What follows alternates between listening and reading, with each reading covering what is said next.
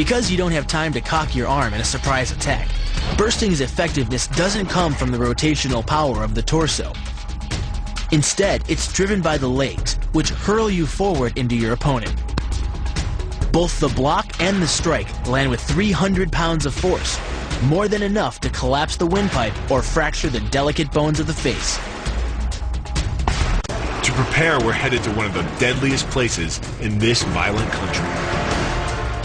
There, we'll learn the ultimate self-defense techniques from Krav Maga professionals. Men who are paid to protect some of the world's richest and most famous people.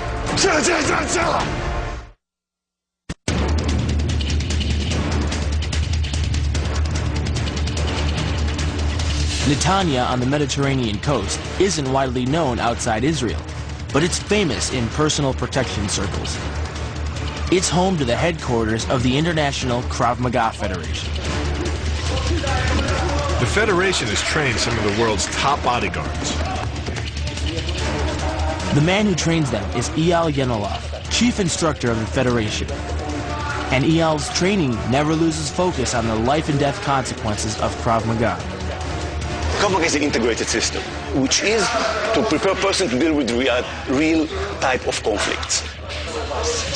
Eyal starts our training hard. What are they doing on this one here? They're attacking targets. Oh, they're attacking multiple targets? Multiple targets, multiple opponents. From my years of fighting, I'm used to strict rules. You fight one guy in a confined space with a ref. Now, Eyal sticks me at the bottom of a Krav Maga dog pile, and all I have to do is fight my way out, any way I can. It's not a good feeling being surrounded by 12 guys. This exercise isn't designed to teach us a specific technique. Instead, it's to teach us how aggression and effort are a big part of self-defense. Krav Maga is all about using anything you can to get out of a dangerous situation, and I can't see anything more dangerous than being surrounded by these guys. All right.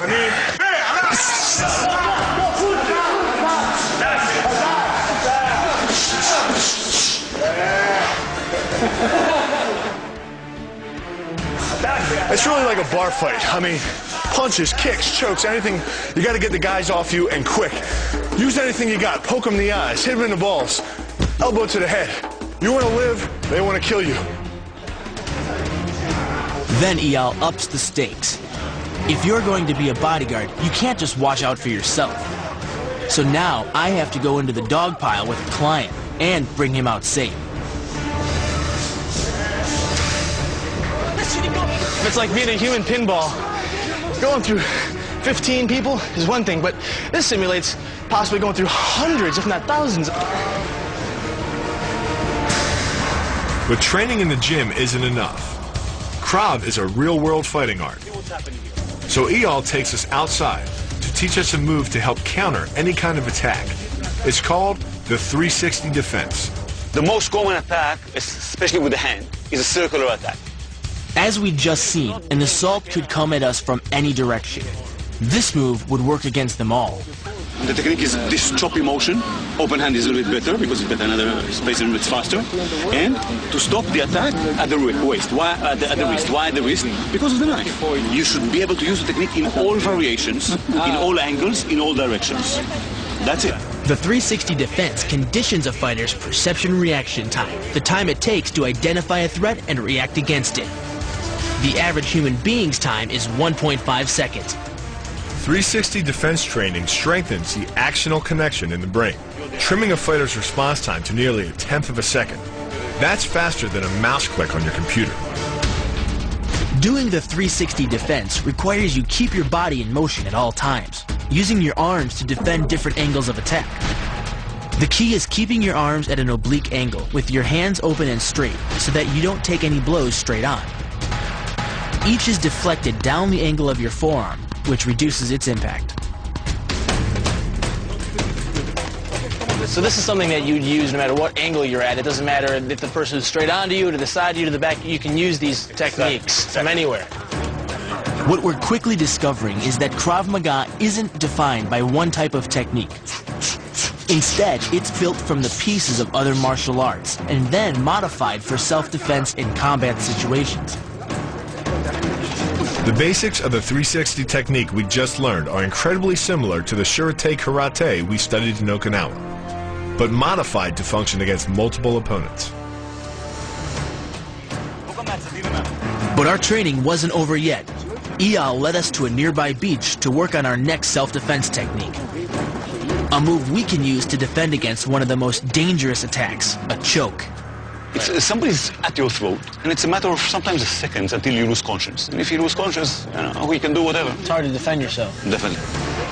If someone's got their hands around your throat, they can do a lot of damage. No problem. Now, I'll let you feel a little bit. If you say, okay. Yeah, I feel that. Exactly. This soft tissue of the throat is one of the most vulnerable areas of your whole body.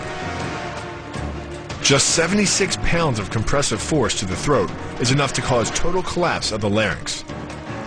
That's less force than it takes to crumple a beer can.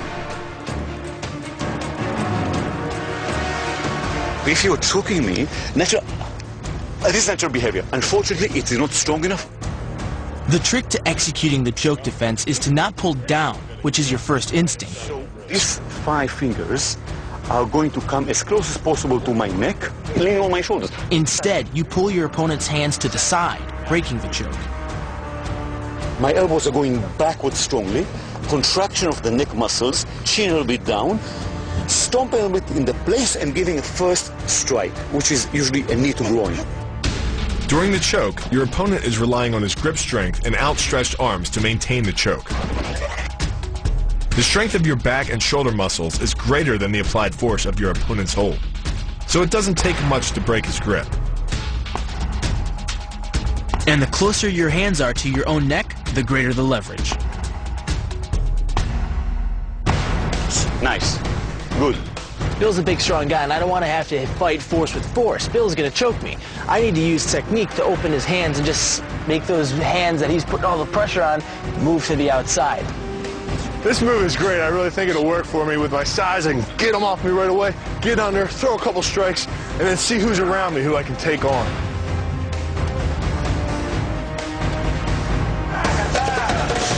The techniques we've learned today have opened our eyes to the intensity of Krav Maga and the merciless environment it's designed for. On the next part of our quest, we're going to learn how Krav Maga makes use of one of the deadliest tools in the Israeli arsenal. The weapon, the M16 assault rifle. Our destination, a place called Armageddon.